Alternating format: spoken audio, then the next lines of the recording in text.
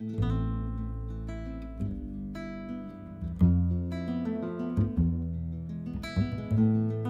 ce soir c'est le cours donc, sur le recueil du Rabbi Yanachel Torah Chassidut. Et j'avais envie de préciser que ce recueil, le Rabbi l'a écrit il y a 51 ans. Donc de là on voit à quel point les paroles du Rabbi elles sont réellement éternelles, quoi. On voit que la parole de Dieu qui s'exprime dans la gorge de Moshe, comme on dit, et qui s'exprime dans la bouche des grandes sadikim, et du prince même de la génération, du Rabbi. Voilà, c'est un recueil qu'il a écrit à 51 ans, et on voit à quel point c'est réellement toujours présent, toujours actuel, quoi. On peut toujours tirer des enseignements sans fin. C'est vraiment... On peut comprendre ce que ça veut dire Or Sof, quand on dit même que la Chassidut, c'est l'essence de la Torah. On approche de Yutet Kislev. C'est marrant parce que je ne sais pas si vous connaissez Rabbi Shlomo Brodovitch, c'est celui qui a traduit justement ce recueil que nous étudions aujourd'hui. Donc c'est pour ça que je voulais lui rendre hommage, parce que en plus il est l'invité d'honneur de Farbrengen qui a lieu à Paris. Grand Farbrengen pour Yutet Kislev. Et Yutet Kislev d'Afka, précisément Yutet Kislev, parce que ce recueil qu'on étudie, le Rabbi l'a prononcé le Yutet Kislev. Et Shlomo Brodovitch a fait une très belle traduction de ce recueil. Et lui-même, il est invité. Vous voyez comment Hachem il fait les choses. Donc voilà, ce soir, on va reprendre l'étude à l'endroit où on l'a laissé la dernière fois. Et on a raconté l'histoire d'une femme, la femme d'un jeune prophète, un prophète. Et cette femme-là, elle perd son mari, donc. Et elle va voir le prophète Elisha et lui dit, voilà, mon mari est mort. Et le créancier, il a pris mes 2 jeunes enfants, mes 2 jeunes garçons, et pour les mettre à son service. Et moi, je me retrouve comme ça, sans rien. Et le prophète Elisha lui demande et lui dit, qu'est-ce qui te reste? Alors elle lui dit, il me reste un grand vase d'huile. Alors le prophète Elisha lui dit, voilà, tu vas rassembler des petits kélim, des petits récipients, le plus possible, et tu vas les remplir de cette huile, de ce vase qui te reste, et tu vas les vendre, et tu vivras avec le reste. Voilà, l'histoire, elle est comme ça, elle est ainsi. Alors l'explication que nous donne, la profonde que nous donne la Morazakai, nous explique que la femme qui crie, qui se plaint comme ça au prophète Elisha, c'est l'âme. L'âme. On a dit que Isha Achat, et une femme. Pourquoi on dit et une femme? Parce que l'âme est fait un avec Dieu. Donc on parle même de l'essence de l'âme. Le prophète Elisha, en fait, c'est une allusion au Saint béni soit-il. Donc l'âme écrit à Dieu, elle lui dit, voilà, mon mari est mort. On a dit que Ishi, mon mari, on peut le décomposer par Esh et Yud. Esh, c'est l'amour de Dieu, et Yud, c'est la séphira de Chokhmah, du monde d'Atsilut. Donc ça veut dire le début de la révélation de la lumière infinie de Dieu dans le processus de l'enchaînement des mondes. Et qu'est-ce que ça signifie, mon mari est mort? Donc, d'après la profondeur de la Torah, ça signifie que l'âme, elle se plaint à Dieu, et elle lui dit, voilà, je n'ai plus, en fait, je ressens plus d'amour pour toi, parce que j'ai perdu cette attirance, cet amour fervent, cette ardeur que j'avais, qui s'exprimait dans mon amour pour toi, je ne l'ai plus, je ne le ressens plus. Ça s'exprime par le fait que le créancier m'a pris mes 2 fils. Le créancier, en fait, c'est une allusion au mauvais penchant. Et les 2 fils, ça fait allusion, en fait, à l'amour et à la crainte de Dieu. Donc ça veut dire que quand le mauvais penchant, il essaie de dérober les 2 fils, l'amour et la crainte, ça signifie que l'homme, à ce moment-là, s'il y parvient, que Dieu nous en préserve, la personne, elle est comme ça, elle se voue, en fait, elle se laisse aller à assouvir des plaisirs qui sont dénués de divin. Donc l'âme qui se plaint à Dieu et qui lui dit, voilà, je ressens plus d'amour pour toi, j'ai plus l'amour, j'ai plus la crainte.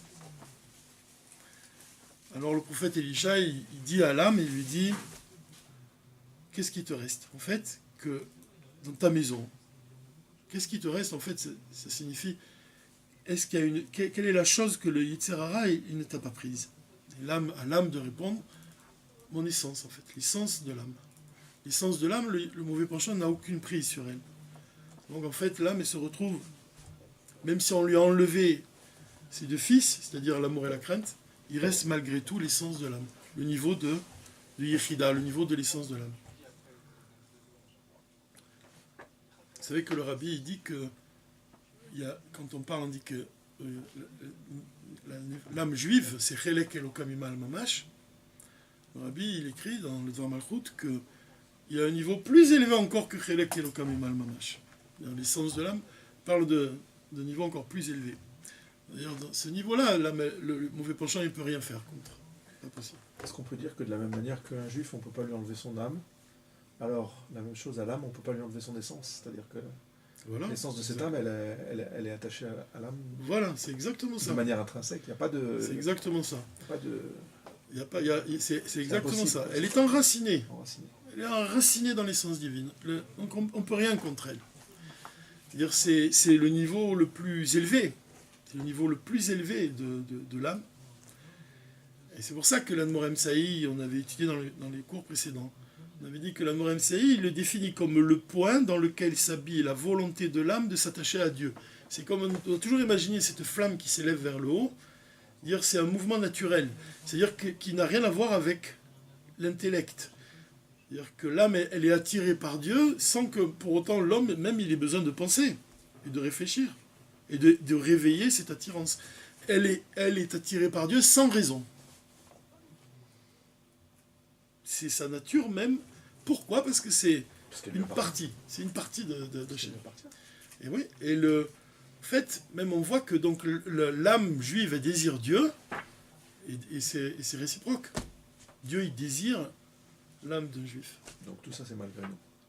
Tout ça c'est malgré nous, exactement. Et c'est pas ressenti dans le corps. Alors l'âme qui vient se présenter à Dieu et qui crie, qui dit j'ai plus un amour pour moi révélé en moi. Le prophète Elisha, il lui dit, c'est pas grave en fait, qu'est-ce qu'il te reste? Tu vois bien, il te reste quelque chose. En fait, c'est un ékouda, ce point-là. C'est comme la fiole du Kohen Gadol, on approche de Hanouka. Elle est scellée, il y a le tampon du Kohen Gadol. En fait, on ne peut pas l'impurifier. On ne peut pas l'impurifier. Alors, l'explication maintenant que donne le rabbi, il donne deux explications. Qu'est-ce que ça signifie ces petits kélim, ces petits récipients que l'âme doit remplir?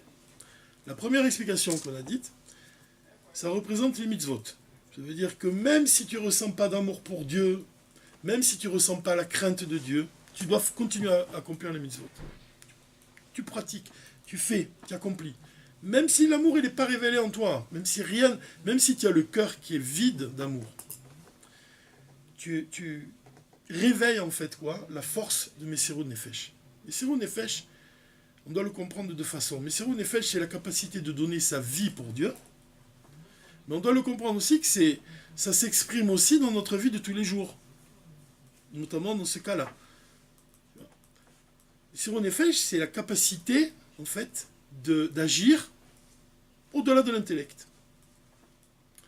Le Rabbi Rayatz, il explique, au sujet de Messirut Nefesh, un point qui est très important. Il explique que quelle est la partie du corps qu'on peut rentrer le plus facilement dans l'eau bouillante, il dit, c'est le talon. Le talon. Le talon, c'est la partie la plus insensible. On va avoir du mal à rentrer la tête dans de l'eau bouillante, même dans de l'eau très chaude, même au mikvé, si on va des fois il y a des mikvés très chauds, on va avoir du mal à rentrer la tête. Par contre, le talon, on le rentre avec facilité. Et le Rabbi Ratz, il nous explique que, en fait, le talon, c'est ça la force de Messirut Nefesh. Elle s'exprime dans quelle partie du corps le plus? Dans le talon. Dans la partie la plus basse du corps. Et ça correspond à quoi aujourd'hui dans notre vie? Par exemple, on dit que un juif simple, c'est le talon quelque part. De toute, si on disait qu'il y a les érudits, ce sont la tête. Les moins érudits, c'est un peu plus bas, jusqu'à arriver à le juif simple. Celui qui ne sait pas vraiment grand-chose, qui n'a pas eu la chance d'étudier et tout. Celui-là, ce juif simple, il représente le talon, il a une capacité en fait à faire Messirou Nefesh plus que l'érudit. Pourquoi? Parce que l'intellect, en fait, il empêche, c'est un obstacle à exprimer la force de Messirou Nefesh. Si on commence à faire intervenir l'intellect, si on commence à réfléchir, on va avoir du mal à agir. Par contre, quand l'intellect il constitue plus un voile, alors la force de Messirou Nefesh, elle s'exprime. Donc elle s'exprime davantage chez les gens simples. Ceux que les rébéim, ils ne se gênent pas de le dire, les Admorim de Chabad, ils ne se sont jamais gênés de dire qu'ils avaient une admiration profonde pour les juifs simples qui lisaient les Télim. Et là, c'est vraiment, ça, je ne sais pas si tu as lu, si vous avez lu le livre des mémoires, c'est Sefer Zichronot du Rabbi Rayatz, où il écrit la vie des chassidim, la naissance du chassidim, les mystiques, ils sont appelés. Les mystiques, ils étaient comme ça, on ne savait pas on savait pas leur niveau. Ils n'étaient pas si simples que ça. D'ailleurs, il n'y a pas de juifs simples, finalement. Il n'y a pas de juifs simples. Chaque juif, c'est un roi. Comme ça, il explique le Baal Shem Tov. Mais dans ce livre des mémoires, le Rabbi, c'est vraiment l'essence de la chassidoute, ce livre. Et vous savez que le Rabbi Rayatz, il a une capacité pour écrire les histoires. Ce ne sont pas seulement des histoires qu'il raconte. C'est-à-dire que quand tu lis le livre du Rabbi Rayatz, il te raconte des histoires, mais en même temps, il te modèle, il te forme. Il fait de toi un chassid. Le fait de lire ces histoires, elles font de toi un chassid. D'ailleurs, c'est la qualité même de l'essence, c'est le sujet. La question qu'on a posée depuis le début, en fait, c'est même pas une question, puisque le Rabbi répond. Il compare la chassidoute à de l'huile. Et à l'essence, à de l'huile. L'essence de l'âme, même, c'est comparé à l'huile. Pourquoi? Parce qu'elle a le pouvoir de descendre très profondément. Tu vois que le Rabbi révèle l'essence de l'âme de chaque juif. Il a la capacité d'aller dans les endroits les plus bas, dans la profondeur du cœur d'un juif. Et même quand il va te raconter une histoire, en fait, son but, c'est de te toucher au profond de toi. C'est-à-dire, c'est pas seulement une histoire qu'il te raconte. Tu sais, on dit que, je l'ai déjà raconté cette histoire, mais c'est l'occasion de la rappeler, qu'un jour, le Rabbi Rachab, il étudiait avec sa chavruta, il y avait son fils qui était dans le berceau, et qui dormait. Il s'est levé, il est allé voir son fils, il a regardé son fils, il a eu envie de l'embrasser. C'est son fils. Et au lieu de l'embrasser, il a dit, je vais écrire un discours chassidique pour lui. Et il a écrit, à la place, au lieu de l'embrasser, il a écrit, tu vois, ce discours chassidique. Et il lui a offert, pour le jour de sa bar mitzvah, ce discours chassidique. Et en fait, le rabbi, il nous dit, comme ça, il nous dit, comment c'est possible que un baiser, ça vient de l'essence de l'âme aussi, un baiser. C'est quelque chose de pachout, d'abstrait. C'est quelque chose qui vient de très, très haut, c'est comme l'odeur, comme un parfum, un baiser. Surtout le baiser d'un père pour son fils. Il vient de très loin. C'est plus élevé que d'écrire un discours chassidique. Je veux dire, le contraire, c'est plus élevé d'écrire un discours chassidique que d'embrasser son fils. Et le rabbi dit oui. Les mots de la chassidoute, ils viennent de l'essence de l'âme, de la Torah, de l'essence divine. Et ils ont le pouvoir d'atteindre le cœur d'un juif. Alors, quand tu vois qu'un discours chassidique du rabbi, le Rabbi Rayatz en l'occurrence, il a la force d'un baiser, tu peux imaginer que quand Dieu il a donné la Torah au peuple juif, il s'est peut-être dit avant, je vais les embrasser, et puis il a dit non, au lieu de les embrasser, je vais leur donner la Torah. Tu vois? C'est-à-dire que quand on dit que Dieu il a dévoilé la Torah, qu'il a donné la Torah, on dit que, qu'est-ce qu'on dit? On dit qu'il les a menacés. Il a pris la montagne, elle l'a soulevée au-dessus d'eux, et il les a menacés. Alors vous acceptez ma Torah, ou alors... Et à ce moment-là, ils ont dit tous, Naase venishma, nous ferons, nous comprendrons. Qu'est-ce que ça signifie qu'il a pris la montagne et qu'il l'a mis au-dessus de leur tête et il les a menacés comme ça avec la montagne? La Torah, elle nous explique, la partie profonde de la Torah nous explique qu'en fait, Ce geste-là, en fait, il a dévoilé l'amour qu'il a pour les enfants d'Israël. La montagne, elle représente l'amour. La montagne, l'amour, c'est lié avec même Abraham, le chesed d'Abraham. Dire que un amour profond, l'amour que Dieu il a pour son peuple, c'est un amour profond. Et c'est ça que ça veut dire. Quand il a pris la montagne, il l'a mis au-dessus d'eux, ça veut dire qu'il a dévoilé un amour profond. Et à ce moment-là, tout le peuple d'Israël, il a eu comme ça, comme on dit, que le visage, le visage il se reflète dans l'eau. Ils ont eu pour Dieu un amour infini qui s'est révélé. Donc à l'époque du don de la Torah, ils n'ont pas eu besoin d'exprimer la force de Messirut Nefesh. Ils n'ont pas eu besoin de ça. Le Rabbi explique qu'à quel moment dans l'histoire juive, un juif il a dévoilé la force de Messirut Nefesh, c'est au moment de Purim. Au moment de Purim. À partir de ce moment-là, ils se sont mis en danger, mais ils ont étudié la Torah. Ils se réunissaient pour étudier la Torah. Et à ce moment-là, le Moshe de la génération, c'était Mordechai. Donc, qui c'est qui a dévoilé, qui a la capacité vraiment de dévoiler la force de Messirut Nefesh? Ce sont les Juifs simples. Pourquoi?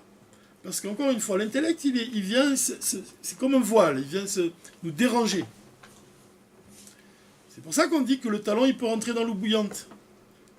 C'est la partie la plus basse du corps, la plus grossière du corps. Précisément celle-là, c'est le pied, le talon du pied, qui représente les générations. En fait, dans la génération, ça représente quelle génération? On a dit que ça représente un juif simple, si tu dis lequel les érudits représentent la tête. Mais dans l'histoire juive, le talon, il représente qui? Il représente notre génération. On est la dernière génération de l'exil et la première génération de la Géoula, comme il dit le Rabbi. Donc la force de Messirut Nefesh, elle est précisément dans notre génération. Donc ça, c'est un point qu'il est important de signifier. Donc la première explication du Rabbi, c'est de nous dire que tu rempliras tes petits récipients d'huile. Ça signifie que on doit réveiller la force de Messirut Nefesh, et ça signifie qu'on n'a pas besoin de ressentir ni de l'amour ni de la crainte. On doit simplement réveiller l'essence de notre âme. Seulement le point, maintenant, c'est le point du cours, c'est que ce point-là, de Messirut Nefesh, cette qualité-là de Messirut Nefesh, elle ne vient pas du plus haut niveau de l'âme. On peut dire qu'elle vient du niveau de Chaya. Alors que dans la deuxième explication des kelim vides, des récipients, le Rabbi nous dit autre chose. Il nous dit de quelle manière on doit... Qu'est-ce que ça signifie ces kelim, ces petits récipients? Il dit, ce keli, c'est toi. Tu dois te considérer comme vide. Vraiment, tu dois te considérer comme vide. Et si toi-même tu te considères comme vide, alors tu vas attirer une lumière qui est encore plus élevée. Tu vas attirer le niveau du Yechida, en fait. L'essence de l'âme elle-même, elle se révèle. C'est un niveau qui est bien plus supérieur. C'est pour ça qu'on a expliqué, on avait dit que quand Chaya se révèle chez un juif, alors il se peut que, une fois qu'il vit une période qui est difficile, au moment de Purim, par exemple, il fait effectivement Messirut Nefesh. Il se met en danger. Mais une fois que le décret de Haman a été annulé, Achashverosh, il était toujours roi, et en fait, les personnes, elles ont retrouvé leur état premier, en exil. Et pareil, dans notre génération, un peu avant, quand on voit que les Juifs qui ont connu la guerre, une fois qu'ils sont arrivés dans un pays où il y avait un semblant de paix, de la paix même, ils n'avaient plus cette force, elle les avait quittés.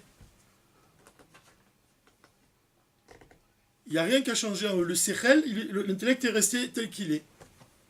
Pourquoi? On l'a expliqué. Parce que le niveau de Chaya, en fait, il n'est pas réellement illimité.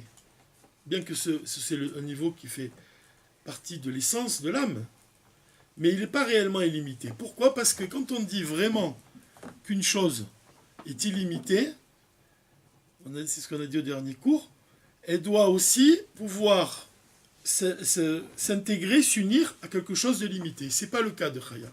Quand le niveau de Chaya il illumine l'âme, c'est de façon superficielle. C'est-à-dire que l'homme, il va agir, un juif, il va agir au-delà de son intellect, mais dès que l'essence de l'âme, elle s'arrête de briller, l'intellect, il redevient ce qu'il est. C'est la différence avec Yechida, que Yechida, elle va s'unir, l'essence de l'âme, elle va s'unir avec l'intellect. Alors maintenant, qu'est-ce que ça signifie? S'unir avec l'intellect ou s'unir avec les midotes. Par exemple, les midotes. Qu'est-ce que c'est les midotes, les sentiments de l'homme? Qu'est-ce que c'est? Les midotes, c'est quand un homme, il a conscience que de lui-même. Ce qu'il aime, ce qu'il est, ce qu'il désire. Il y a toujours ce jeu qui existe. C'est-à-dire, quand l'essence de l'âme, elle illumine, effectivement, il va faire Messirou Nefesh, il va être amené à agir au-delà de l'intellect et au-delà de ses sentiments. Mais quand ce niveau-là, il va s'arrêter de briller en lui, en fait, le jeu, il va réapparaître. Alors que quand le niveau de Yechida, il illumine le cœur vraiment, il va s'unir avec le cœur, l'homme, il va avoir une nouvelle conscience, une nouvelle façon d'appréhender la réalité, puisqu'il va faire abstraction de lui-même, davantage. Ça va l'influencer dans sa vie. Ça va faire un changement en lui, ça va rester en lui. Ça va laisser une empreinte, quelque chose de plus profond. Comment on peut comprendre ça? Un homme, il a moins conscience de lui-même. C'est t'as qu'à regarder le rabbi. En vérité, pour comprendre qu'est-ce que c'est l'essence de l'âme, moi, ça m'arrive souvent de chercher des exemples, par exemple, pour me l'expliquer ou pour l'expliquer. Et chaque fois que j'ai un problème, j'ai une difficulté pour m'imaginer une chose, j'imagine le rabbi. Et ça m'ouvre les yeux, en fait, sur le problème. C'est-à-dire, qu'est-ce que ça signifie? Par exemple, voilà, je vous pose une question. Qu'est-ce que ça signifie quand l'essence de l'âme, le plus haut niveau de l'âme, il illumine le cœur? Tu n'as qu'à regarder le cœur du rabbi, comment il est. Le cœur du rabbi, lui-même n'a pas conscience de sa propre existence. Ce qui a réellement de l'importance pour lui, sont les autres. Il se voue aux autres, avant de penser à lui-même. Comme on a dit, quand on a parlé du plus haut point de l'enchaînement des mondes, c'est la séphira de Keter. Le plus haut point de Keter, dans la Kabbalah, on appelle ça Radla, la tête qu'on ne connaît pas et qui ne se connaît pas. Ça veut dire que ce point-là, il contemple le divin. Et tellement il est préoccupé par ce qu'il voit, tellement il est illuminé par ce qu'il voit, que rien n'a de l'existence. Et que ce point-là, il ne sait même pas que lui-même il existe. Il n'a pas conscience de sa propre existence. C'est quand même quelque chose d'extraordinaire. Et comment on peut le comprendre ça? Parce que c'est difficile à comprendre. Qu'est-ce que ça veut dire la tête qui ne se connaît pas? Tu prends l'exemple du rabbi, tu comprends très bien qu'est-ce que ça veut dire maintenant. Il ne se connaît pas lui-même, il ne prend pas de place dans ce monde. Ce qui prend de la place pour lui, c'est la volonté de Dieu. Ce qui est important à ses yeux, c'est la volonté de Dieu. Alors quand cette lumière-là, cette lumière de l'essence, elle illumine son cœur ou son intellect, elle s'unit avec lui, ça ne veut pas dire que le séchel, il va changer. Le séchel, il va rester, l'intellect, il va rester l'intellect. Mais il va briller aussi, il va révéler l'intellect, il va révéler la lumière de l'essence de l'âme. De la même façon dans le cœur. Le cœur dans lequel on voit l'essence de l'âme, elle illumine le cœur.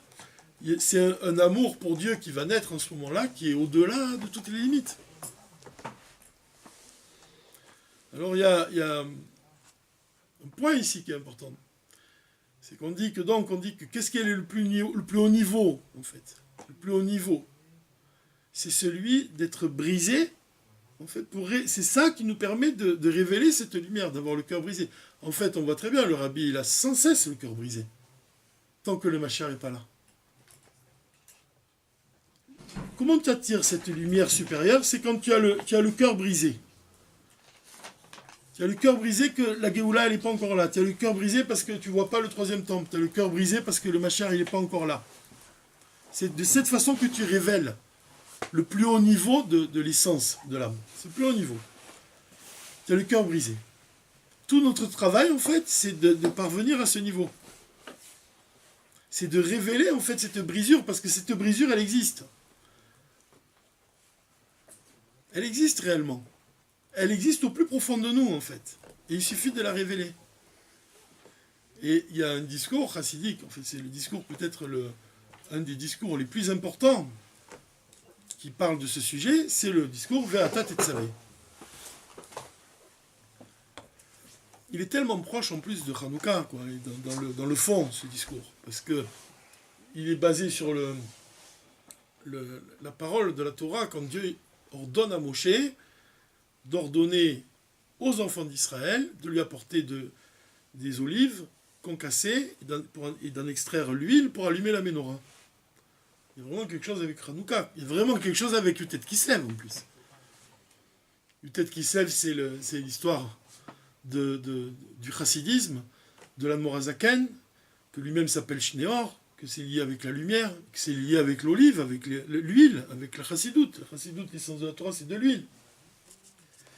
Et le rabbi, il écrit, voilà comment il va nous aider à comprendre. Il explique comme ça, dans ce Mahamar, dans une des lettres, la lettre tête, il écrit comme ça. La raison pour laquelle Israël sont brisés du fait qu'ils se trouvent en exil, et ça qui est important, Gam ils sont brisés d'être en exil, même s'ils connaissent la largesse dans la gashmiut matérielle et la largesse spirituelle. C'est le point vraiment qui est central, un des points centraux vraiment de ce discours, c'est que le rabbi te dit, être brisé d'être en exil, même si tu connais toute la Torah, même si tu manques de rien, mais tu es brisé. C'est ça qui est important.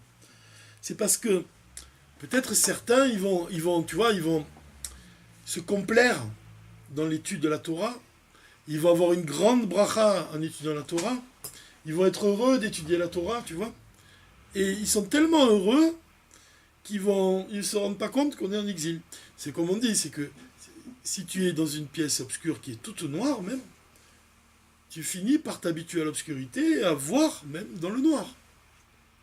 C'est-à-dire que tu oublies que tu es en exil. C'est-à-dire que tu es tellement... Parce qu'il y a tellement à apprendre dans la Torah, c'est tellement infini, tu peux tellement trouver de choses et vraiment de pêcher des trésors, des perles, et sans te lasser. Tu peux passer toute ta vie à contempler vraiment les fonds sous-marins avec ces trésors qui sont dans l'océan du Talmud. Hein. Il dit, même si tu connais cette richesse-là, même si tu connais la richesse matérielle, que tu as, grâce à Dieu, tu as une femme, des enfants, et tu manques de rien, et tu as des beaux Shabbats, et tu as des invités à Shabbat. Si malgré tout ça, tu es brisé d'être en exil, c'est ça le point qui est important. Même si tu es riche à tous les niveaux, tu as vu qu'il y avait un jour quelqu'un qui rentrait dans la maison de Rabbi Michael Mizlotchov. Et c'était un élève du Baal Shem Tov. Et il est rentré, il n'avait rien dans sa maison, mais rien. Et il lui a dit, il y avait juste un livre du Zohar sur la table. Et il lui a dit comme ça, il dit, mais comment tu fais tous les matins, tu dis Baruch Ata Hashem Elokeinu melech haolam, Sha'asa l'ekol tzarki. Comment tu fais pour dire ça? C'est les Vatala, c'est une prière à les Vatala. Comment tu peux remercier Dieu que Dieu il pourvoit tous tes besoins, et toi tu n'as rien? Ta bracha, elle n'est pas adaptée à tu n'as rien. Pourquoi tu dis une bracha pour lui remercier de tout ce qui est de te donner ce rien-là? Tu n'as rien, toi. De pourvoir à tous mes besoins, il y a écrit. Et apparemment, toi, il pourvoit à rien. Tous tes besoins, il ne te donne rien. Et Rabbi Michael Mizlotchov, de lui répondre, dit, je remercie Dieu, d'Afka, précisément parce qu'il m'a donné la pauvreté. Comme ça, il lui répond. Ça veut dire que pour certains, la richesse, tu vois, c'est d'être... tu vas avoir une belle maison avec tout ce qu'il faut, il n'y a rien qui manque. Pour d'autres, la richesse, c'est un grand Talmid Racham qui connaît toute la Torah, qui a étudié tout le chasse, qui a étudié toute la chassidoute même. Mais pour Rabbi Michael Mizlotchov, la richesse, c'est le livre qu'il a posé sur la table. À la limite, moi j'avais pensé même qu'on pourrait rajouter, c'est que tu vois un livre du Zohar qui est posé sur la table de Rabbi Michael Mizlotchov, tu peux penser que c'est la table qui supporte le livre. Moi, j'ai pensé que c'est plutôt le livre qui tient la table debout, tu vois. J'ai pensé comme ça. Je suis allé une fois une seule fois en Ukraine, son tombeau il est en Ukraine. Et moi, je suis très attaché à ce qu'il dit, quoi, parce que c'est vraiment, c'est ce que le rabbi dit ici. Le rabbi, il dit comme ça, il dit qu'il faut que tu aies le cœur brisé, que le machin n'est pas là, même si tu as la richesse en tout. Même si tu as la richesse en tout. Et quand je suis arrivé dans ce tombeau, on était en pleine nuit, c'était la neige, il y avait de la neige, c'était vraiment... Il fait froid là-bas, hein, en Ukraine. On est sorti. Il s'est passé un truc assez spécial, c'est qu'il y avait 3 autobus. D'habitude, on arrivait, il n'y avait personne, on devait trouver la clé. 3 autobus. Et quand je suis rentré dans au tombeau de cet homme-là, de Rabbi Michael Mizoltchov, en Russie, en Ukraine. Et quand je suis rentré là-bas, donc j'étais comme ça au fond. Et le tombeau, il était au milieu. Et plein de gens comme ça qui étaient là, qui étaient autour de sa tombe. Et j'étais triste parce que je me dis quand même, hein, je peux même pas m'approcher alors que moi je suis tellement, j'ai dit j'aime ce tzaddik, j'aurais aimé être proche de lui un moment ou quoi. Et je me disais quand même tout ce chemin et arriver et même pas pouvoir s'approcher du tombeau, j'étais triste comme ça, ou amer. Et en fait arrive notre Shmuel Alperin, il arrive juste avant quand on était sur le point de partir, il arrive avec la clé, il me dit Yaakov, ça te dérange pas, tu peux fermer derrière moi, tu fermes le OL. Je dis d'accord, pas de problème. Et je vois tout d'un coup la pièce qui se vide et je me retrouve tout seul dans le OL, tout seul, d'un seul coup, avec devant le tombeau de Rabbi Michael Mizoltchov. Et je me suis dit, comment j'étais content, parce que chaque fois je raconte cette histoire. Chaque fois que je raconte cette histoire de Rabbi Michael Mizoltchov avec le livre posé sur la table. Parce que c'est quand même quelque chose d'assez unique, quoi, de dire ça. C'est quand même unique. Je remercie Dieu de m'avoir donné la pauvreté. Lui, il était un élève de Baal Shem Tov. Alors mon Rav, le Rav Eisenbar, Yitzhak Tzvi Eisenbar, à la Vachalom, il m'a raconté, il m'a dit que il était plus vieux que le Baal Shem Tov. Ah oui. Mais du ciel, on lui a dit qu'il devait être son élève. Il devait aller voir le Baal Shem Tov et devenir son élève. Et donc il est parti, il est devenu l'élève du Baal Shem Tov. Et il y a un nigoun que le Baal Shem Tov a dit, si vous chantez le nigoun de Rabbi Michael Mizoltchov, moi, n'importe dans quel endroit dans lequel je suis dans le ciel, je prierai pour vous. C'est un nigoun qui ouvre la porte du ciel. Baal Shem Tov a dit ça. Le Baal Shem Tov a dit ça. C'est le nigoun de ce chassid, de ce très grand chassid. Qui connaît ça? Ah, il est connu, on peut le... Oui, il est connu, c'est un très bon nigoun. Et moi, je le confonds souvent avec un autre nigoun de Chabad, mais c'est un très beau chant, très particulier. Et pour vous dire une autre histoire qu'il a dit, Rabbi Michael Mizoltchov, c'est qu'une fois, il est apparu en rêve dans son petit-fils, il a rêvé de lui, et il a dit à son petit-fils dans le rêve, il dit voilà, depuis que j'ai quitté ce monde, je voyage de monde en monde. Et ton ciel à toi, quand tu vas voir le ciel, à toi, là, mon petit-fils, c'est ma terre à moi. C'est ma terre à moi. Et mon ciel à moi, c'est la terre de demain. Il a dit comme ça. Je trouvais que c'est vraiment des belles paroles. C'est-à-dire que c'est ce que dit Yaakov quand il dit que Havaïe, y est Elohim sera pour moi. Quand le nom d'Havaïe sera pour moi comme le nom d'Elohim. Ça veut dire qu'aujourd'hui, l'essence divine, elle est cachée. Donc ça représente le nom d'Havaïe. Mais demain, elle va se révéler. Ça veut dire que demain, il y aura un ciel nouveau. C'est ce qu'il dit dans la Torah. Un ciel nouveau, une terre nouvelle, une Torah nouvelle. Donc le rabbi, vous comprenez l'importance. Tout ça, ça dépend de quoi? Ça dépend du fait d'avoir un cœur brisé. Alors même s'il est riche,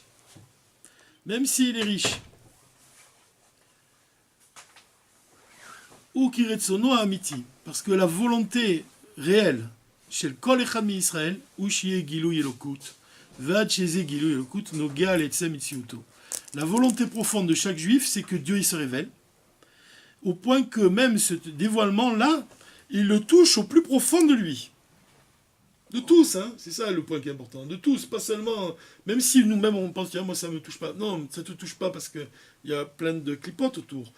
Comme un diamant qui est entouré avant de sortir le diamant et de le tailler et tout ça, au départ, il n'est pas dans cet état. Mais c'est écrit, au fond de lui, chaque juif, il désire ce dévoilement. Ça, nos guerres, ça le touche, les tsem et tsiuto, au plus profond de ce qu'il est. Et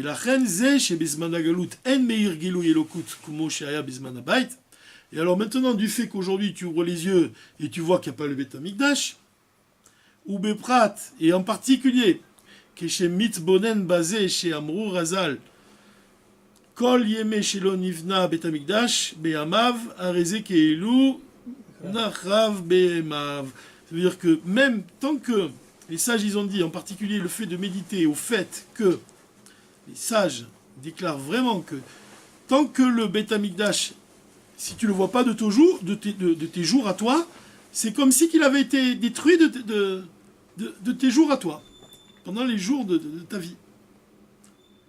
C'est-à-dire qu'on vit la destruction du temple, pas seulement depuis qu'il a été détruit, mais on la vit tous les jours, tant qu'il n'a pas été reconstruit. Iné. וגם כשהוא בדרגה נעלית ביותר, שמאיר אצלו גילוי אלוקות, בדוגמת הגילוי שהיה בזמן הבית, mais même s'il est à un niveau supérieur, et que quel niveau? Qui brille en lui le divin, à l'exemple du dévoilement qu'il y avait pendant le Beth Amikdash, mikol makom mize shebechalut haolam en meir hagilui, du fait que le gilui, le dévoilement, il brille que chez lui, mais qui brille pas dans le monde entier, il est brisé de ça. Ça, c'est un point qui est bien réel chez le rabbi. Le rabbi se préoccupe du juif qui est en exil. C'est ce qu'il dit là. Même si en toi, il y a tu sais, toi tu ressens le divin même. Toi, tu dis la chassidou, tu es attaché à ton étude, tu vis ton étude. Mais le fait qu'il y en a un juif qui est en exil, qui est brisé, tu ne peux pas être heureux. Tu peux pas être heureux de ce que tu es toi. Tu peux pas être heureux. C'est comme un corps. Un corps. La tête, elle est en bonne santé, mais si le l'ongle du pied il est blessé, tu ressens la douleur. Situation de manque. Voilà, exactement, c'est un manque. C'est comme le sang, il circule dans le corps. Il peut pas y avoir... Si tu presses une veine, tu empêches le sang d'aller d'un endroit à l'autre, il n'y a pas de vie. Tu comprends? C'est un corps entier. Le sang, il doit circuler dans tout le corps. La chayout, elle doit circuler dans tout le corps. Le sang, il représente la vie. Donc la Torah, elle doit circuler dans tout le corps. Elle doit atteindre celui là-bas qui est en exil. C'est ça, pour ça, ça démarre avec le Baal Shem Tov, le chassidim. Parce que lui, il va dans la maison d'un pauvre, il s'en va avec ses chassidim, et il s'en va jusque dans la maison, au fin fond d'une forêt, il va atteindre celui qui est en exil. Gama Gilui Shemeir Etzlo ou Gilui Mukbal. Donc si toi tu n'es pas en exil, parce que toi tu ressens le divin, mais tu sais qu'il y en a un autre qui est en exil, ça veut dire qu'en fait le dévoilement qui existe, il est limité. Limité. Quel dévoilement? Le dévoilement divin. Il veut dire que quand est-ce que tu vas avoir qu'il y a vraiment le dévoilement d'Or Sof, la lumière infinie de Dieu, quand est-ce que tu vas te rendre compte que c'est réellement le Mashiach est là? C'est quand plus aucun juif sera en exil. Ça veut dire que, tout simplement, dans notre monde à nous, si tu vois qu'ici, dans un Beth Midrash, tous les chèvres, ils étudient la Torah, et ils fêtent, ils font Farbrengen, ils sont heureux, ils sentent la Géoula, et que tu vois que dans 2 rues plus loin, tu as la maison d'un pauvre qui sait même pas que ce que c'est la chassidoute, ça veut dire que le dévoilement de Dieu dans le monde, il est limité. Parce que si le dévoilement de Dieu il était illimité, il n'y aurait pas un endroit qui est en exil. C'est ce qu'il veut dire ici. Quand le Or Ein Sof, la lumière infinie de Dieu, va se révéler, comme son nom l'indique, Or Ein Sof, une lumière infinie. Infinie, ça veut dire qu'elle va partout. Même les goïms, ils vont être délivrés. Hanouka, c'est Noël maintenant. Voilà, c'est la même. Mais quand le Hanouka, mais pourquoi on dit que Hanouka, en fait, tu sais, dans le dessin qu'a fait le Rambam de la Hanouka, il y a tu sais, ces petites coupelles, elles sont. Il y a une sikha du Rabbi dans laquelle il explique que les fenêtres du Beth Amikdash, elles sont ouvertes, elles sont étroites à l'intérieur et elles font comme ça. Elles ouvertes vers l'extérieur. Pourquoi? Pour te dire que la lumière, en fait, elle vient de l'intérieur du Beth Amikdash et elle éclaire le monde. Dans la Ménorah, tu retrouves aussi ce mouvement dans les coupelles. C'est pour te dire que, en fait, elles sont comme ça vers le bas, dans la Ménorah. C'est pour te dire que la lumière elle doit éclairer le bas, les endroits les plus bas, les endroits les plus... ou vraiment là où il y a l'exil. C'est-à-dire cette idée-là. C'est-à-dire qu'un chassid, c'est vraiment un allumeur de réverbère, il ne doit pas s'éclairer lui-même seulement, il doit éclairer les autres. C'est tout le... Alors quand la lumière infinie de Dieu elle se révèle dans le monde, tu comprends? Si elle est réellement infinie, c'est qu'elle touche le monde entier, entièrement, de manière illimitée. Mais ouais, c'est ça. Donc elle est dévoilée. Elle est dévoilée. Illimitée, mais c'est nous qui sommes voilés. C'est pour ça qu'il y a certains tzaddik qui sont dévoilés, qui eux voient déjà le Mashiach. Oui, mais même si un tzaddik, tu vois, il voit le Mashiach, si le tzaddik il voit le Mashiach, mais s'il y a un seul juif qui ne le voit pas, ça veut dire que c'est pas encore le Mashiach. Ouais, c'est pas le temps du dévoilement total. Voilà, c'est un dévoilement total, comme tu dis. C'est le dévoilement total. Parce que la lumière infinie de Dieu, comme ce nom-là, il indique infini, il va toucher tout. Il n'y aura pas un seul juif qui va être en exil. Pas un seul. C'est ce qu'il dit. Mikol makom mizesh olam en meiragilu. Si tu dis que ce dévoilement divin il brille pas dans tout le monde entier, muchar shegam agilui shemeir etzlo ou gilui mukbal. Ça te montre que même le dévoilement que lui-même il connaît, il est limité. Ça veut dire que même le tzaddik lui-même, quand va venir le Machar, il va monter de niveau. On dit que le Machar, il va faire teshuva au tzadikim. Il y a une idée d'ailleurs qui est quand même assez incroyable. Quand on te dit que, c'est le rabbi, il explique, il dit que quand Dieu il a créé le monde, il a écrit vraiment au tout début de la Torah que l'esprit divin il planait au-dessus des eaux. Là, il y a un commentaire qui te dit, un commentateur qui dit, cet esprit divin qui plane au-dessus des eaux, c'est l'esprit du Mashiach. L'esprit du Mashiach, il planait déjà au-dessus des eaux au moment du premier jour de la création du monde. Et en fait, qui c'est qui a été tiré de l'eau? C'est Moshe. Quand tu dis que l'esprit du Mashiach, il plane au-dessus de l'eau, de là, tu apprends que Moshe, il apprendra la Torah du Mashiach. Moshe, il va apprendre du Mashiach la Torah. En fait, il a déjà reçu toute la Torah. Oui, mais Mashiach, il va lui enseigner la partie profonde de la Torah. C'est l'idée qui est exprimée par le Chassidut, à partir de ce verset.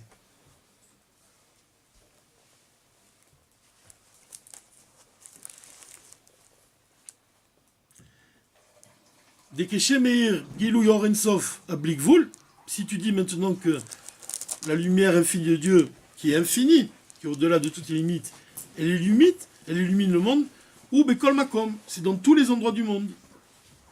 Ou Keshe Yeshno Makom Echad, et si tu as un endroit, un seul, Afilo, il dit Pina Nidachat, même un tout petit coin du monde, inconnu. Chez En Meir Sham Gilo Yelokut, et là-bas il ne brille pas le dévoilement de Dieu, ou Mipne chez Agilouis, alors ça veut dire que le dévoilement, même à l'endroit où il brille, ou Giloui Mukbal, c'est un dévoilement limité. Voilà ce que ça veut dire. Ça signifie, en d'autres termes, tu vois, ça signifie que nous-mêmes, de par notre travail, à quel point c'est important de sortir, tu vois, et d'aller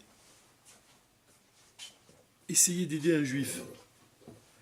C'est pas par hasard, hein, c'est pas pour rien. Le Baal Shem Tov, il dit celui qui sauve un juif, il sauve le monde entier. Tu vois, parce que c'est de cette manière-là, tu vois, qu'on peut... C'est la tzedaka, en fait. C'est quoi la tzedaka? C'est pas seulement donner du matériel, c'est donner aussi du spirituel. C'est important. Tu vois, c'est ce don de soi. Le don de soi pour éveiller un juif et lui donner le goût de la partie profonde de la Torah. Mais ça, c'est le chesed. C'est le chesed, mais c'est le Havat Israël. C'est le Havat Israël. Dire le Havat... C'est distinct de la tzedaka. Mais la tzedaka, tu sais, on dit que la tzedaka, si tu n'as pas grand-chose à donner à quelqu'un, tu sais, il y a des halachot, il y a 8 niveaux qui sont donnés par le Shulchan Aruch sur la tzedaka. Quel est le plus haut niveau et le niveau le plus bas?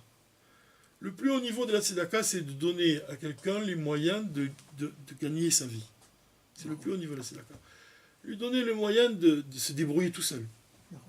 Et le niveau le plus bas de la tzedaka, c'est de lui donner, mais avec un beau sourire.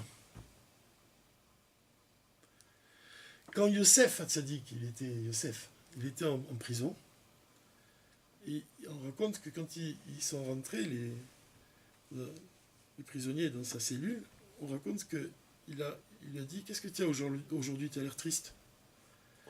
Il dit, tu as l'air triste, il a dit au prisonnier. Il dit, qu'est-ce que tu as aujourd'hui, tu as l'air triste. Et le rabbi il pose la question, il dit, comment c'est possible d'être joyeux en prison? Qu'est-ce que ça veut dire cette question? Pourquoi il lui demande tu es triste? On peut être heureux en prison? Le rabbi répond, il lui dit, c'est que Yosef, il voyait la douleur dans le cœur. Tu comprends? Un sadique, il ressent la douleur qui se cache dans le cœur. La tzedaka, c'est de donner à quelque chose à un juif, et c'est pour ça qu'on te dit il faut lui donner déjà avec un sourire, quand on te lui dit il faut lui donner un panim miafot, tu peux lui donner autre chose, que de l'argent, tu peux lui donner de l'amour. C'est-à-dire rétablir ce qui lui manque, en fait. C'est ce qui lui manque, c'est ce qui me manque, ce qui te manque, ce qui lui manque. On a tous besoin d'amour d'un juif. Le Baal Shem Tov, il avait dit à quelqu'un, qu'il fallait dire, il disait Baruch Hashem. Que c'est Hashem, il se nourrit du Baruch Hashem qu'un juif il dit de la même façon. Hashem, il a besoin de notre amour, comme nous on a besoin de son amour. Mais comment l'amour de Dieu il s'exprime réellement dans le monde? C'est entre nous. Comment s'exprime l'amour de Dieu? C'est à travers les Juifs, à travers son peuple. Tu vois, il n'y a pas de plus grande joie, je pense, qu'un juif ne peut pas ressentir de plus grande joie que l'amour de son révéré juif, qui va lui donner. Tu vois, il n'y a pas plus grand comme amour, il n'y a pas plus grand. Il y a quelqu'un qui a besoin de la tzedaka, tu sais. On te dit que quand tu donnes à un juif, tu ne dois pas le gêner. Tu ne dois pas le gêner. Tu dois lui donner ses terres même. Le deuxième niveau le plus élevé, c'est quand tu donnes. C'est quand même incroyable, ça te montre toute la grandeur en fait de juif. Le deuxième niveau, dans l'ordre des 8 niveaux de la tzedaka, c'est de donner à une personne que tu ne connais pas, c'est-à-dire que tu vas lui donner mais sans savoir qui c'est, par l'intermédiaire d'une tierce personne. Et la personne qui va recevoir, elle ne sait pas de qui ça vient. C'est un très haut niveau. C'est un très haut niveau. C'est-à-dire que tu donnes à quelqu'un et tu t'attends pas à ce qu'elle vienne se dire ah, merci et tout, et toi tu es content, tu te nourris de son merci. C'est pas très élevé comme niveau. Tu dois être capable de donner à une personne que tu ne sais même pas à qui tu donnes, et la personne qui reçoit, elle ne sait pas d'où ça vient. C'est écrit dans le Tanya, ça, finalement, par allusion. Quand on te dit qu'un juif, il donne pour le bien de l'autre, il donne pas pour l'honneur. C'est moi qui ai fait ça, c'est moi qui ai fait ci, j'ai fait du bien. C'est une qualité c'est une qualité vraiment juive. Le fait de donner, tu vois, sans attendre en retour merci, ni rien du tout. Tu agis uniquement parce que c'est pour le bien de ton frère juif, par amour pour ton frère juif. Alors, on peut comprendre maintenant. Quand est-ce qu'il va y avoir le dévoilement d'Or Sof? Ben, à ce moment-là, quand il va se révéler vraiment le Mashiach, il n'y aura pas un seul juif qui va être en exil. Mais à quoi ça sert, dis-moi, si toi-même tu as tout ce qu'il faut et si ton frère juif à côté il n'a pas, même matériellement? Et là, là on doit apprendre de Rabbi Zouché Manipoli. De lui, on doit apprendre. Il n'y a rien à faire, de lui, on doit apprendre. On dit que c'est dans la même veine que Rabbi Yechaim Mizotchov. Pareil, c'était un tami du Baal Shem Tov. Quelqu'un est allé le voir, le Baal Shem Tov, il a dit, je veux apprendre comment on fait pour accepter ce que Dieu nous donne, c'est-à-dire même la pauvreté, par exemple. Comment je peux accepter ça, cette pauvreté-là, et être Bessimcha quand même, et garder ma joie? Il dit, ah ça, tu veux savoir ça, tu vas aller voir Rabbi Zouché Manipoli. Lui, tu vas aller le voir, il va t'expliquer. Passe-lui le bonjour de ma part et demande lui t'expliquer. Il arrive dans une maison, mais alors, c'est difficile à dire que ça s'appelle une maison, tu vois, tellement c'est pauvre. Et toujours là-bas, hein, en Ukraine, avec la neige, bien comme il faut, tu vois. Et il arrive et il voit comme ça, il voit vraiment une femme avec son enfant, ça, dans le froid et tout ça, vraiment fragile, quoi. Tu vois, une maison fragile, comme ça, sous la neige. Et il voit Rabbi Zouché, évidemment, Rabbi Zouché, moi, j'ose pas imaginer comment il est, quoi. Ça devait être une lumière. Et il le voit et il l'accueille et tout. Il lui dit, oui, tiens, le bonjour du Baal Shem Tov. Il m'a dit, oh, c'est vrai, et tout, étonné, oh, content et tout. Il m'a dit, comment tu fais, que tu peux m'apprendre comment je peux faire pour accepter ma pauvreté ou accepter les épreuves de ma vie. Et à ce moment-là, Rabbi Zouché, il lui dit, mais je comprends pas pourquoi il t'a dit ça. Pourquoi il t'envoie chez moi? Il t'a dit que de venir chez moi? Il dit, oui, il m'a dit de venir chez toi. Il dit, mais moi, j'ai jamais eu d'épreuve. Il dit ça. Qu'est-ce que je peux t'apprendre? J'ai jamais eu d'épreuve. Tu comprends? C'est comme pareil. Pour lui, la pauvreté, pour lui, il n'a pas connu. C'est-à-dire que tout ce que Dieu lui donne, il le voit comme une richesse. Parce qu'il se rend compte que tout ce que Dieu fait pour nous, c'est pour le bien. Lui, il a intégré. Oui, lui, il a intégré, comme tu dis. Mais on n'en est pas tous là, tu comprends? C'est la Guna à son plus haut niveau, ça. Bah ouais. Oui, c'est le plus haut niveau. Oui, on peut toujours aller, tu vois. Des niveaux, c'est infini. Mais c'est un exemple pour nous-mêmes. C'est-à-dire de comprendre que l'exil qui touche un seul juif, c'est bien la preuve que c'est pas encore ça. וזהו מה שמובא במאמר אדמו"ר הזקן, דהייתה בתיקונים, שאפילו אם היה צדיק אחד חוזר בתשובה שלמה בדורו היה בא משיח.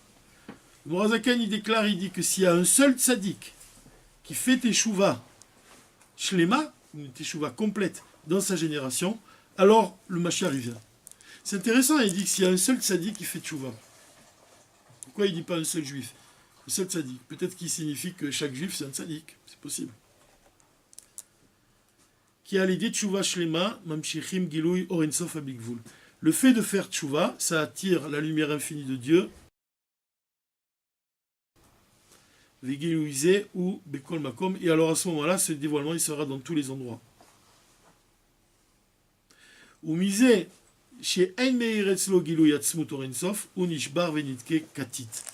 Et le fait que cet homme-là, il n'a pas encore ce dévoilement dans son cœur, tu vois, il n'a pas encore le dévoilement du Mashiach, il est brisé de ça. Donc voilà, c'est la deuxième réponse du Rabbi. Comment il nous explique que les récipients, que la femme du prophète, c'est-à-dire l'âme, la neshama, elle doit remplir d'huile. Ces récipients, en fait, il y a deux façons d'agir.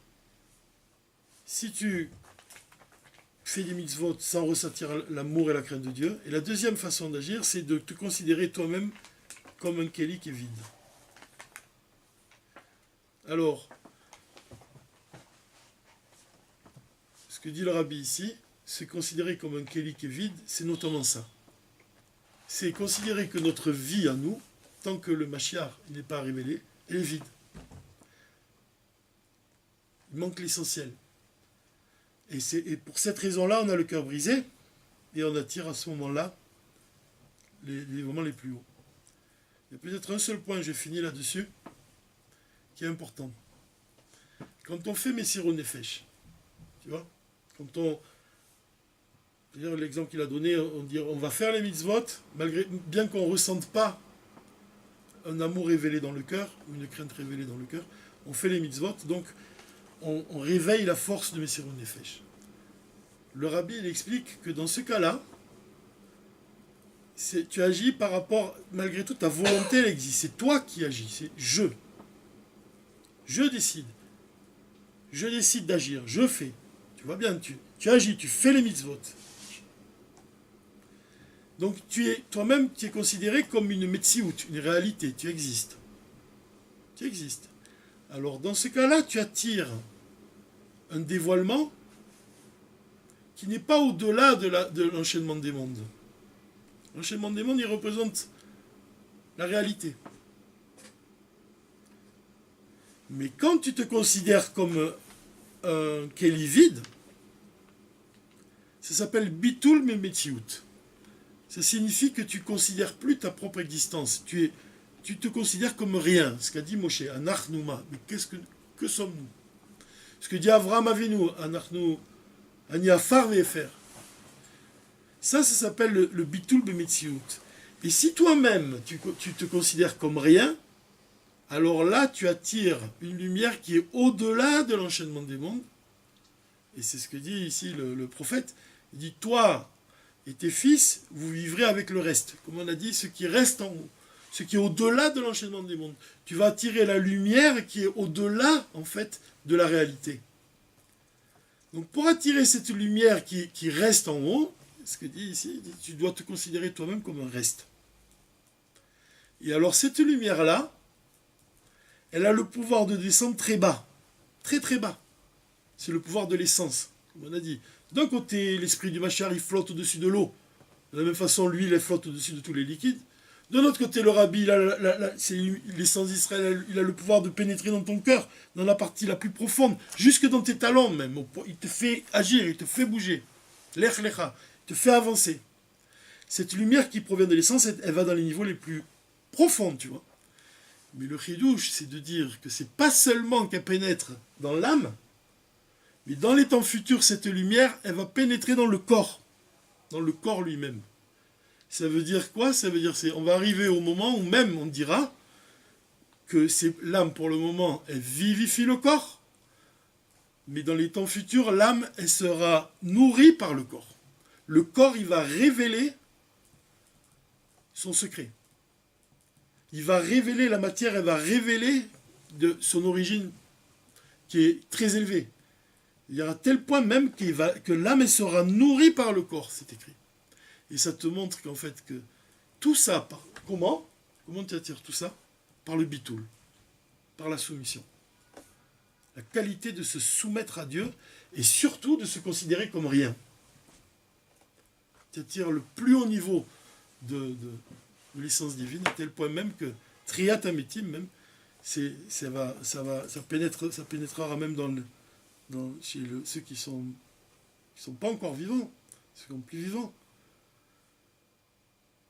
On dit que dans le loz qui est derrière la tête, le point le plus haut, le petit os qu'il y a, à l'intérieur, il y a une lumière qui est plus forte que la lumière du soleil. C'est pour ça qu'on prend un peu de vin et on met sur le louz, sur la nuque, en haut de la nuque, parce que c'est pour nourrir cet os-là. Évidemment, il y a beaucoup d'explications. Mais tout ça pour retrouver cette idée-là du Rabbi, et de finir là-dessus, que le pouvoir de l'essence, il est de pénétrer dans les niveaux les plus bas. Voilà.